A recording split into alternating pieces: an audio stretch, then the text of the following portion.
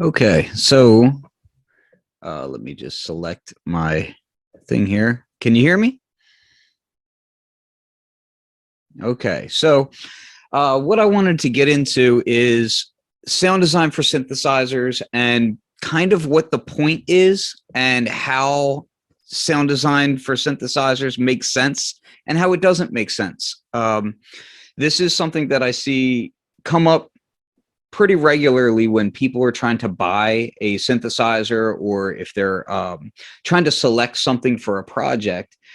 Obviously, somebody had to put sounds into that synthesizer. Where did they come from? What's the point of it? And that's what I wanted to cover a bit of. So first, what I would say is a common misconception about preset design would be what the point of it is. Now, when you first get a synthesizer or when you first approach a synthesizer in a store, the first thing that you need to do is you need to hear a set of sounds and they need to kind of make sense. Give me one second here. So what I mean by that is if you first walk up to a synthesizer in a store, you don't want to just hear, okay, here's a piano, that's a nice piano, and then everything else after that is a piano, and how do I get to the next sound? What you really want is something immediate, okay? So you want your first set of preset sounds to grab someone's attention. There are a few caveats to that sort of sound design that make sense and a few things that are going to push people away. The first thing that I would say that you need to do is you need to show how that product separates itself from other products. The second thing would be that they need to give an immediate experience and inspire someone rather quickly, make them say, oh, I need this product. And then they need to be kind of for an intended audience. Not every product is going to be geared towards the same people. So sometimes those three factors can be at odds with each other, because if you want something that is going to be for, let's say, an intended audience that's going to be playing on the stage, but you also want to separate yourself and give an immediate wow factor, those things can be kind of difficult to reach, some sort of mutual ground, because a lot of the times you want, let's say, an electric piano sound out of a synthesizer, and you don't want it to sound, completely out of pace with what they're used to. But at the same time, you want it to give them something. So I'll try to focus on providing some sort of playability in this realm. So let's say you have a specific function of a synthesizer. Maybe you have really nice filters on it. Maybe you have the ability to do FM synthesis. Maybe you have the ability to really play off of dynamics. So what you're going to do is you're going to first put a preset up front that is very basic, something that's just playable by the average player. But as that player gets to know the synthesizer and starts to play on it, it starts piquing their interest. You might have an increased range of dynamics. You might have expressivity through things like aftertouch or through immediate knobs that you can grab and easily change without forcing the user to have to dive in deep. That's kind of a tough thing to do, in that, you might be trying to sell a product that has just a really deep range of synthesis, but how do you convey that to the user without making them actually have to already know how to use the product? Because they haven't read a manual and they probably haven't watched any tutorial videos or anything like that yet. So things like macro controls, mod wheel, aftertouch, things that are immediately accessible and translate across multiple products, that's where you kind of want to sit at. Then on top of that, you want to have your next couple patches be something that starts to inspire the user. So this is where you start to see patches like Native Dance come about. If you're not familiar with that, there was a synthesizer called the D50.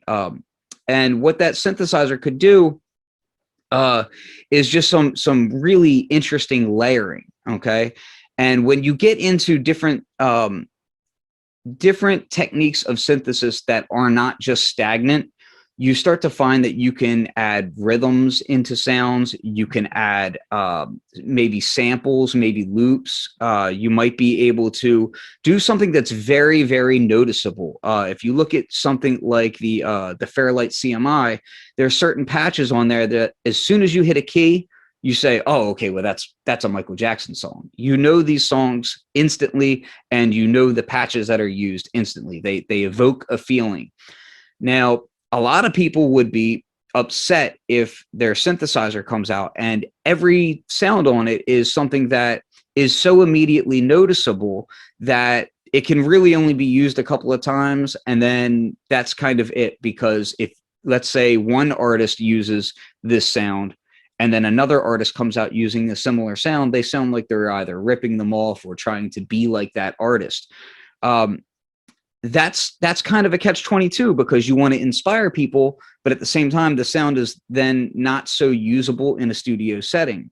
And I think that that's a common misconception of a factory bank. Is factory banks aren't necessarily studio setting banks. At least the first, let's say, 128 presets or so, the first front end of a synthesizers presets, really, you want those to be the things that if you walk up to, you instantly become inspired by.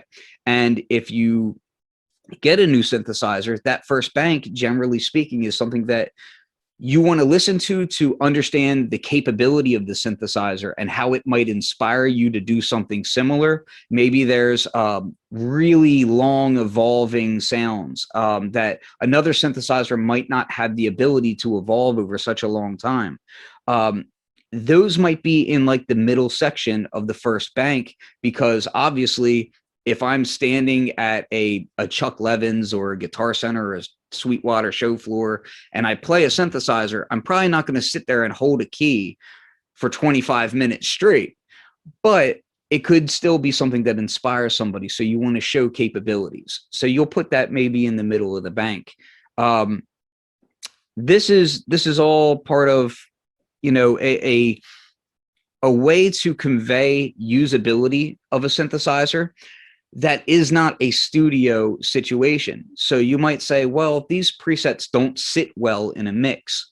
That can be a point of contention, especially nowadays where we have, it's less about the show floor and more about the YouTube reviews and that sort of thing.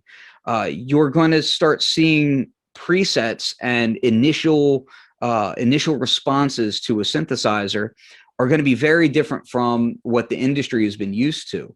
We may have been used to everyone just, the only time they get to hear a synthesizer is either A, on a song, or B, when they walk up to one in a store.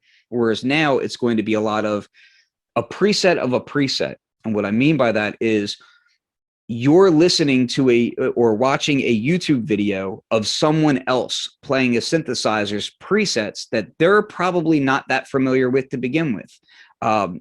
The standard practice these days is to, you know, get review units out to a YouTuber or an influencer or whatever you want to call it, and have them play with it for maybe a week, and then they do a video and it's right there at launch time, and that's what you get. So the initial response to the users might be, okay, well, this is, you know, how that preset sounded in that context, without necessarily taking into account, okay, I'm listening to how this person plays it, and this is what presets they took, and this is what their knowledge base is. That can be a little bit difficult to design for in advance. So nowadays, I think you're starting to see a lot of preset design that is trying to handle the basis of emulation of other products to show how something is going to stack up against something else. So let's say you have a digital synthesizer, you're often going to be seeing presets that are designed to sound like an analog synthesizer, even though that's not its primary use case. You might also have those, you know, those interesting separate use cases, presets, but they're going to be kind of buried in there where people know that, hey, look, this is going to be compared against this other product, and it's going to be kind of taken out of context, so we have to do it whether we want to or not. Same with an analog synthesizer. You might see them adding in a whole lot of effects. And that's a common gripe where people say, oh, there's these presets in there, but they're all just completely swamped with effects. Why is that? Well, again, it gets to that wow, and that hey, the user might not be using these synthesizers in a studio setting. It's not laying in a mix. It's being demoed one by one. So the sound is completely standalone. It's not working in a mix. It's not working in a song. It's a person either on a show floor or on a YouTube video showing, hey, this is how this synthesizer sounds right here and now. And it's kind of hard to place that into a song context. So you'll see a lot of times synthesizers will have just a ton of reverb or a ton of delay, lots of rhythmic elements that maybe would be very difficult to fit into a song. And hopefully, if the sound designers are good and they're trying to curate their sounds well, there's an easy way to shut that stuff off so that when you strip the preset down to its raw bass, you have a very playable sound that you can then, let's say, for instance, most recording environments today have really nice effects in the DAW. Those effects that are in a synthesizer, generally speaking, are not going to be of the same standard as a standalone, say, $500 reverb, or a standalone pedal or rack unit, whatever it be. So a lot of the times it behooves the individual to actually remove the presets effects and work with what works in context of a mix. So although these sounds are designed to be immediately usable to the user, they still have to do a little bit of tweaking, and that's why it's nice to put those kinds of controls up front. One of the other things that you often hear about preset design is that I don't use any presets and presets are cheating. This sort of notion that the end user isn't going to use any presets. What I've seen over the years is that that is, by and large, the minority of the users. The vast majority of users that are buying synthesizers are doing very little tweaking to the actual sounds. And this is really evident in a lot of the reviews and videos that you see as well, where there may be very immediate controls, and oftentimes you won't see a mod wheel touched, you won't see a macro tweaked. And these are things that the sound designer has to kind of keep in mind to know that while we want the user to do these things, oftentimes that's not going to happen. So the sounds have to be kind of this just perfect balance of, well, I'm going to give them the effects, I'm going to give them the wow factor, but I'm going to try to make it still usable. And that's where later sounds in a bank should really kind of come about, in my opinion. That's where you start to see the end user who actually takes the synthesizer home. They are going to be diving far deeper into the banks than the person standing on a showroom floor. They're probably going to be way deeper in the banks than even a review is. So I tend to want to put in the mix sounds that will actually work in a studio in like a bank, C or a D. If there's like a B, C, D, E, you're going to see C and D is usually going to be that more usable in a mix type sound. Obviously, you want to keep in mind that if you make your sounds too wow factor, it's going to become very dated. And I think that that's happened on a lot of synthesizers where you hear the dubstep era is one that really comes to mind. There was a lot of synthesizers that came out with large LFO filter and timbre wow, wow, wow type sounds. And that worked for all of about a year and a half. And then that stuff kind of dissipated and people said, oh, that synthesizer sounds like this era. So I think it's important that while companies want to latch onto the latest trend because that helps sell products, you can't venture too far away from what I would say is like the white t-shirt and blue jeans of sound design, because if you do, then your product becomes dated and you don't want to be stuck in that rut. So moving on from there, let me just let me pull up my notes here for a second. So yeah, some of the no-nos I would just say are really making sounds that are so rhythmic and so tied to a groove that the user can't use them in their own productions. Again, it gets back to that overly noticeable sound. But if you can tie things to, let's say you want something to be pulsating or rhythmic, tie that more towards a macro or an easy to reach control, and let the user do that if they're searching for that kind of thing. Don't necessarily make that something that you are bombarding the user's ears with right away. Another thing that I see is, again, the effects. If you're too heavy with reverb, if you're too heavy with delay, those become the noticeable factors of your product. And usually the effects section of the product is not the primary selling point. So unless that's your selling point, try not to drown everything out in effects. Like, make them so that it's usable, but try to be more conservative than you even maybe feel like is appropriate, because a lot of the times the users are going to be wanting to take that away anyway.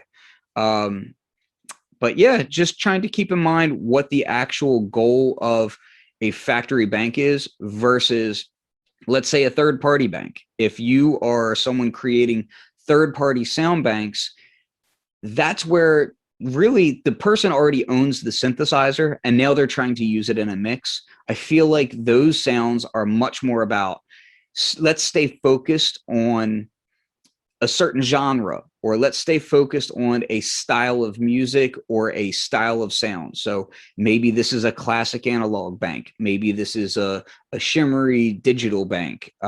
Maybe this is, we want this bank to sound like Pink Floyd songs, whatever. That tends to be something that sells a whole lot better and is a lot more translatable to the user, but would not necessarily make sense in a initial factory bank. Yeah, so beyond that, I think I'm going to open it up to some questions. And yeah, audio examples. Just to give a quick audio example here. I have a selection of synthesizers here. Obviously, I have a digital and analog hybrid synth. This is a Roland JDXA. This is a Prophet 5. And this is a Hydrosynth. Each of these is interestingly different in that they kind of each serve a different purpose. And let me just make sure that I have my audio going. I had that fall asleep on me, and set my mix up for just a quick second. I want to essentially show what makes sense and kind of what doesn't. Let's go ahead and bring this up here. And we'll bring this up here. I'm adjusting the audio mix off screen. So let me move this over here just a little bit. So what I have right now on the Hydrosynth is a classic mini Moog type sound.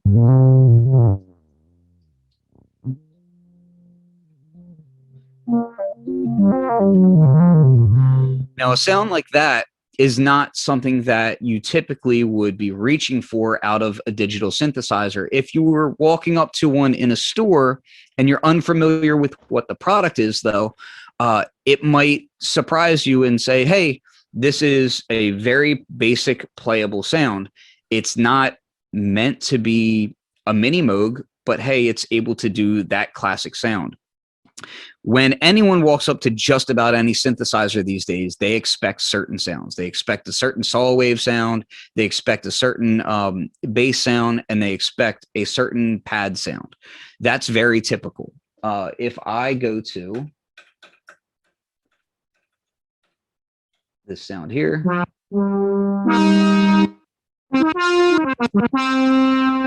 this is a very typical analog sound. You're going to have just a little bit of sync. You're going to have these classic Prophet sounds. You've heard the Prophet on pretty much every hit record throughout, you know, really the 80s and late 70s. You were hearing these things all over the place. It bred a familiarity with these certain types of sounds. So people start to expect, hey, if it's a synthesizer, it should be able to do this sound. And this was like the first polyphonic synthesizer. So, and let's not get into details about Nova chords or anything like that.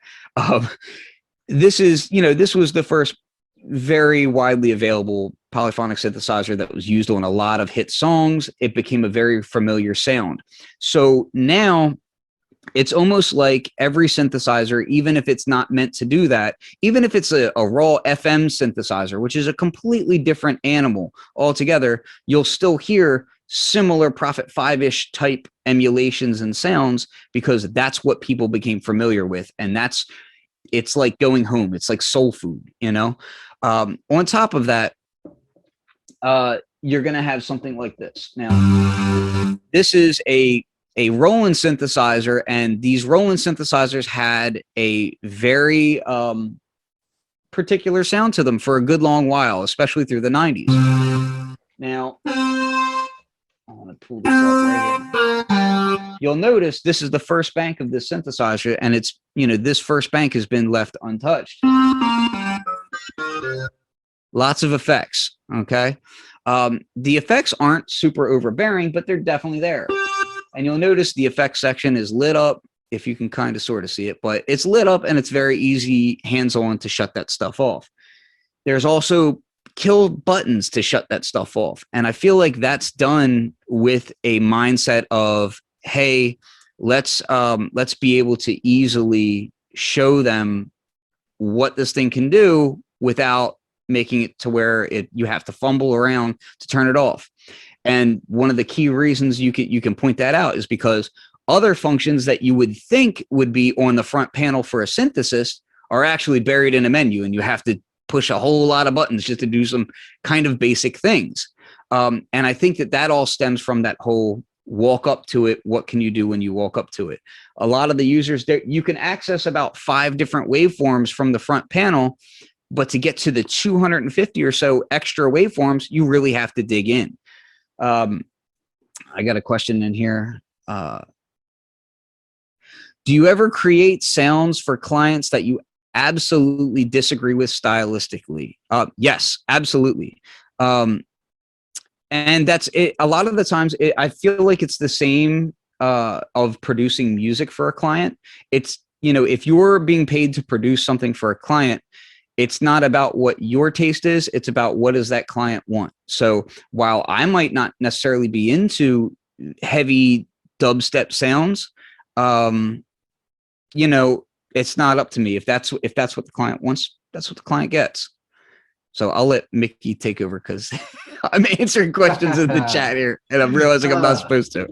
All right. Well, I'll give you the inside baseball. That question, the reason that Ken knew about it was that it came from our next presenter. So that was a little insider there. But that is actually a great question.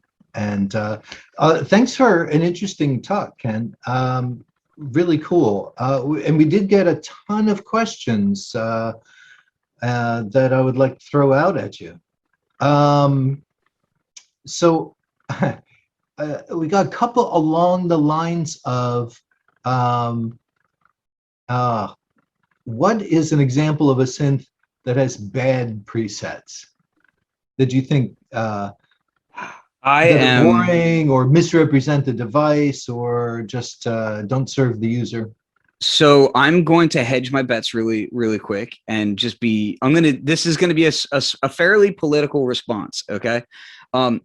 Because I am going to pick a synth, but I just want to say it's not so much that the presets are bad, but they date it horribly. And it's actually one of my favorite synthesizers, and that would be the Novation Ultra Nova. Now, when you look at that synthesizer, it was designed right as the whole dubstep thing was kind of happening. And it comes to mind very vividly to my mind, because it's a synthesizer that can do a ton, and it can do some really interesting things. But there are some problems with the preset design. One is that a lot of the presets, the oscillators are set to max, and it's a very common thing for people to want to just slam an oscillator's mixer level all the way at full when they're creating a preset. because they want it to be loud and in someone's face. They want it to present. But the problem with that is, especially on digital synthesizers, is that you'll cause internal clipping. You're not giving yourself enough headroom. And when you do that, you take away a lot of the quality DSP design that can be done in a synthesizer. You remove that headroom, and now as soon as you start playing more than a couple notes, everything's clipping, everything sounds like it's brick walled. And on top of that, you add that with things like these dubstep LFOs and that sort of thing, and everything starts clipping and it sounds nasty. And so that would be the one to me that I would say go check out third-party banks for, because it's a fantastic synthesizer. Some of the factory banks are some of the sounds in it are very good. Okay, all right. Well, we know that it's a good synth, but the question was, what does it have bad presets? It's got some bad presets. Yeah, that's a gotcha question. I'll give you that. Very difficult to to badmouth a product. Yeah, and I don't mean to badmouth those sound designers either. That. We're just asking for an example. So, okay, more examples. This is putting you on the spot. Give me some examples of a song that pardon me, that everyone would know, and that every synthesizer person would know what synth made that sound. That's Thriller. I mean, you have to say Thriller first, because that dong, dong, stolen from the Fairlight demo CD. I know exactly. I mean, that is such. Okay, give me another. Maybe Blade Runner. Can that count? Because that's really a CS80 preset. So although it's like, hey, that's now like a $60,000 synthesizer or whatever, there's a reason, that sound became that. And it's just fantastically, it's not overly simple, but it showed what the synthesizer could do too, because of the use of the ribbon and the way the polyphonic aftertouch worked on that thing. I feel like that's pretty fantastic. Good example, son. Great. We have one more for the more modern people. I just want to say, what is it? Grinding by the Clips. That's another great one. That's a Triton, I believe. So yeah, that was like, I remember when I first heard that song, and I had a Triton there, and I was just like, oh, I have that. So it was instant. Good. Okay. We have a question about the Hydrosynth. Okay. You mentioned it in passing as if it's just another synthesizer, but you were involved in the development, and you now work for the company. Yes, that's correct. Do you think that the Hydrosynth has too many verby presets, which for the rest of our audiences, the presets have just too much reverb on them? So yeah, I'll kind of tackle that a little bit without hopefully getting in trouble. So I think that was something that came up during sound design, and came up as everything was being done and presets were being handed in, and we discussed a lot of it. That was actually an internal conversation pretty regularly about how much effects did we want to allow on the presets. It's an ongoing discussion, to be honest with you, because it does have some really nice effects on it, and they can be used in a way that is really showy. Like if you have the synthesizer by itself, especially in my opinion, the Hall and the Cloud reverbs on it sound fantastic, and you can do some really nice stuff, but they're not to everyone's flavor. Some people might prefer more of that Strymon shimmery sound, which it's not that sound. So yeah, I feel like a lot of the presets, even when they were being done in post, we would knock them the reverb back a little bit. And I feel like even after it came out, we all kind of still agree, like, yeah, like there's still, but if you look at the macros on pretty much every single one of those presets, there's a macro for reverb, and you can turn it down yourself. There's also a dedicated button to where you can just touch reverb and turn that down. That's been something that we've talked about a lot, and it's something that is just very, as I spoke about earlier, it's just something that comes up a lot in discussion. How much effects is too much effects when you're trying to show a product both by itself and then in a usable scenario? Cool. All right. Well, okay. We have a few more. Well, we're running a little long. I'm going to give one more question, and I'm almost reluctant to do it because the answer could be 3 hours. So I'll keep it short. Ken, I'm going to ask you to be concise. We got a question. We see the massive modular system behind you. And do you think that modular has become popular because there are effectively no presets or recipes? And is it really difficult to replicate a preset, with a modular? So, I'll be super quick. Think that's a selling point of modular? Yes and no. So really quickly, I think that a large part of modular is the individuality of it. No one's modular system, really, even when you get a shared system or something that's already put together, is 100% the same. Everybody kind of uses them different. They patch them different, all that good stuff. So the individuality there is a very prime selling point of modular synthesizers.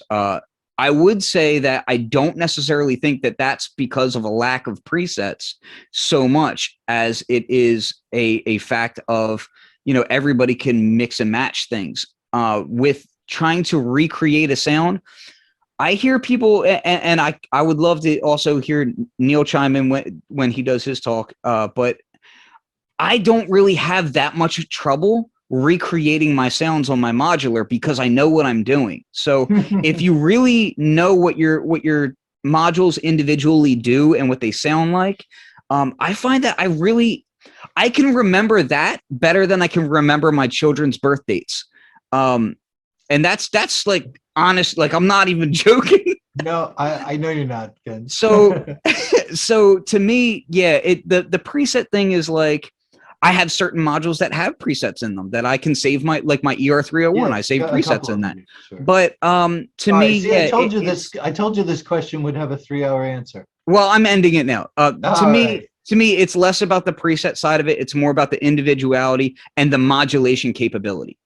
All right. So this is a big topic, and it is a controversial topic. And those of you that only have a passing interest in synthesizers may be like, well, what's the big deal? But it's certainly something that comes up a lot in discussion about a particular synthesizer. So we got a lot of questions for Ken we didn't get answered, and we just posted Ken's links in the chat, so you can stalk Ken online and talk to him on Facebook and watch his videos, which he's been doing for like 12 years now. So lots and lots of information there. We actually also see, I don't want to toot my own horn, but we did get a comment said, if you would like more information about the basics of synthesis and what Ken's talking about, go to austin.nerdnight.com and click on videos and search for Mickey Delp's talk about electronic sound synthesis. So perhaps you would do that. I don't know. Again, yeah, it's actually a fun talk. It was fun for me to do. So Ken, thank you so much. It's great to have somebody on with such an in-depth knowledge. And I know that we can and have in the past talked for hours and hours, but I think we will say good night and thank you. Thank you very much for having me on. It was a pleasure. And thanks for listening to me ramble.